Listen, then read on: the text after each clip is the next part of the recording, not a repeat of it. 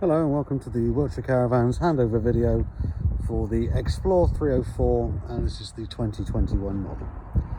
Just take you around the outside first. I'll start at the back, then we'll go around to show you all the features as required. Okay, so as you can see at the back, got two grab handles to make manoeuvrability easy. Light clusters, so we've got brake lights, indicators, reversing lights and running lights. Two corner steadies at the bottom. We just wind down and wind up. You get the winder in with the caravan, and that's your number plate, and you've got the number plate lights there as well. Okay, so I'll take you around the offside first. First thing to notice, we've got the two waste pipe outlets. There's from the two sinks, so from the kitchen and from the bathroom and from under the shower as well. Okay. Yeah, we've got the the ventilation for the fridge and freezer. Alloy wheels. The wheel nuts should be torqued up to 130 Newton meters. Then we come to the water inlet. Okay, it's the whale system. When you put the pump in, basically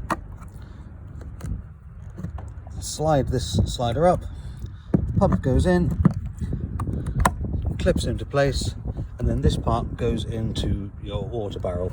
As you can see, there's a nice little clip there to enable you to put the pump out of the way off the floor, so you don't get any dirt on there. Also got the exhaust point for the whale heating when used on gas, and another corner steady down there. At the front, two more grab handles, a large single window, and here's your gas locker. Now I've already unlocked the gas locker, but to show you what we've got room for two gas bottles. Also in here we've got the leg winder, a wheel brace,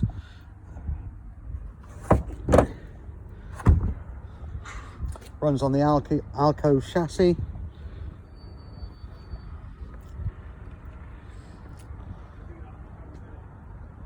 And then to the near side, got the battery box. As I said, I've already opened that. 110 ampere battery in there, and your electric hookup.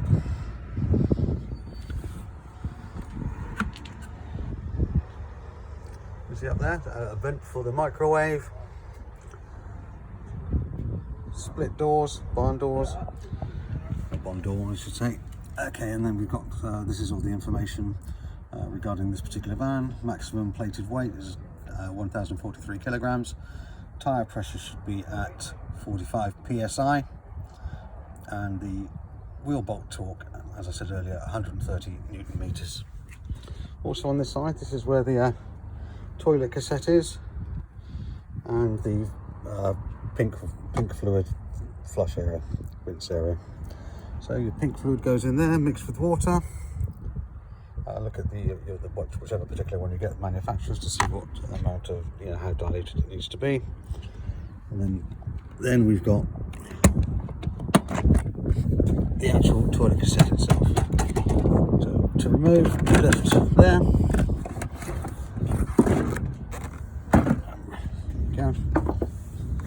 So this funnel comes forward, remove the cap, put the cap somewhere safe so it doesn't fall into the waste point, lift up, and then press this orange button at the top. That releases any air pressure in there, so you let everything flow out lovely. To rinse out, pull this slide back, open this here, and then you've got you get an area where you can rinse everything out. You might just be able to see in there, there's a little float in there, so when the toilet cassette is full, a light will come on in the bathroom or by the toilet rinse, and just to say that it needs emptying. When putting everything back together, make sure that door is closed and that is fully slid back. To enter the blue, put the blue fluid in the cap, there's some markings to see how much fluid to put in. Obviously you can look at the manufacturer of the fluid to see what water, how much water you need to use to dilute. That slides back in there. That just goes in there. Next, we should go inside the van, show you how everything works. Going inside the Xplore 304. So, quick show around. Apologise if you catch my reflection anywhere. Don't really want to scare too many people.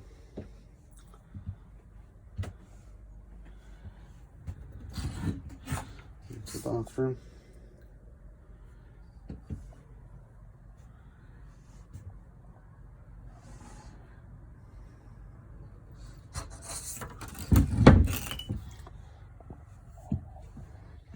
Got the controls. Okay, so the control panel is on the left hand side as you step into the caravan.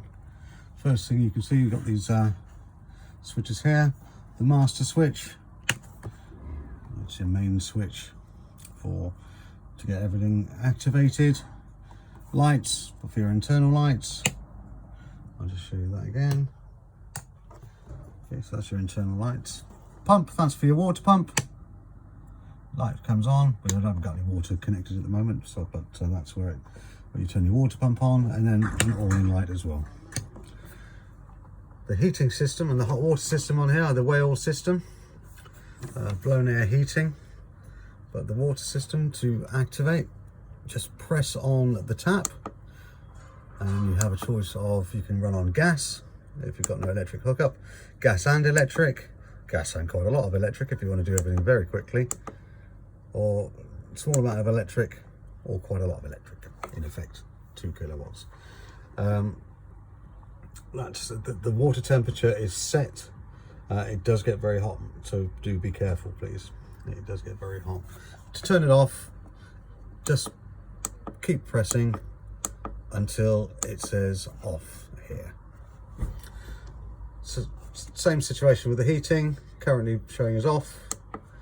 You can have it running on 1 bar, 2 bars, or 3 bars. That will heat everything up very quickly. You can run on gas, but not gas and electric. So it's either electric or gas. I'd suggest 2 is more than adequate. If you're using too much power to use the heating system and the hot water, if you turn on the microwave and a kettle at the same time, the system will trip out, and we don't really want that. Temperature of the van itself, plus and minus, just and that little orange light to show how warm you would like the caravan to be. Also got a night setting. All this information is available in the instruction manual that does come with the caravan. Well, just turn everything off for now. Right. Whilst we've been talking about the water, I will show you an important aspect when winterizing your caravan, or if you're going to for traveling and you don't want any water to be on board. When winterizing or when traveling, you can just see under the front sofa there you've got a yellow valve or tap. At the moment that's set in a position to let water straight out of the caravan. To let it in, you need to put that into a horizontal position. That way water will be allowed in from the outside. But when you want to empty the water tank and everything, bring that straight back up, and that will drain everything out. Or if you open the taps as well, that'll make sure any water drains out and won't have the problem of freezing. This is also where the water heater is located, underneath here. On the side of there you can just see some gas isolators for the hot water and the heating. And a little drawer down there as well. In this area, I did mention tripping out the electrics. Underneath the left hand side of the sofa, that's where we find the fuse box and the breaker points. So if you come in and there's no power and you're wondering why, just check these to make sure everything is in the correct position.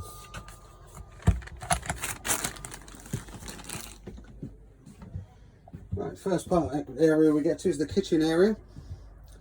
So we have a microwave, 800 watt microwave. I'm not going to teach you how to do that. We've got a book to let you see that how that works.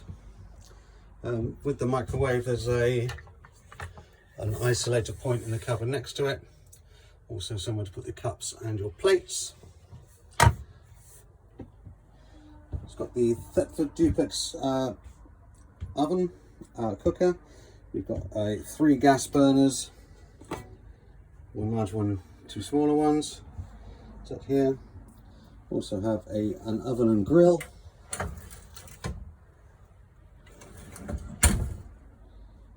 Again, I'm not going to teach you how to use a cooker. However, this glass top does need to be lifted fully before the gas burners will work. Underneath the cooker, another couple of gas isolation points for the hob, and well, not the hob, the hob and the oven grill. Lots of drawer space, as much as you like. Also, there's the grill pan, and there's a cutlery tray as well for you. Then cupboard space underneath.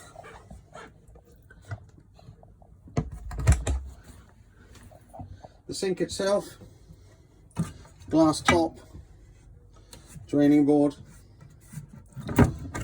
nice size sink in there, and mixer taps. But as I said before, the hot water does get very hot, so do be careful. So we've got the light switch for the kitchen area, just there, and two 30-volt sockets for kettles, toasters, coffee makers, whatever. Okay. Lots of cupboard space in here, but on the left hand side, this is where you've got a radio. It's got a USB compatible and an auxiliary, iPod compatible, and you've got the booster for your antenna. That's for both the TV and radio. To adjust this, literally unscrew this here, lift the shaft of the antenna up, and then point it in the direction that everyone else has got their antennas pointed to, and retune your TV. Okay, windows. Yep, we've got them.